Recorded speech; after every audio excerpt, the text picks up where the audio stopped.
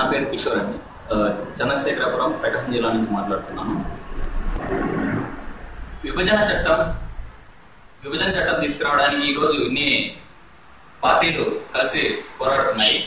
విభజన చట్టం తీసుకొచ్చే టైంలో అధికార పక్ష నాయకులు ఈ రోజు ఏమంటున్నారు, విభజన చట్టం తీసుకురావడానికి ఆ చట్టంలో లేదు, ప్రత్యేక హోదా అనేది విభజన చట్టంలో లేదని చెప్పేసి ఈ రోజు నాయకులు మాట్లాడుతున్నారు.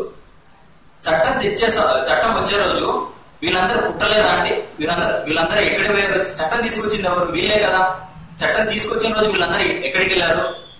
ఆనాడు మోడీ, వెంకయ్య నాయుడు గారు, పవన్ కళ్యాణ్ గారు తిరుపతిలో మహాసభ జరిగినప్పుడు వీటన్నిటికీ ఇవన్నీ జరుగుతాయి, వచ్చేసి ఇవన్నీ హామీలన్నీ నెరవేరుస్తారు వీళ్ళు, నేను హామీ దీనికి బాధ్యత నేను వహిస్తా అని చెప్పిన పవన్ కళ్యాణ్ గారు ఈ రోజు ఎక్కడెళ్ళాడండి?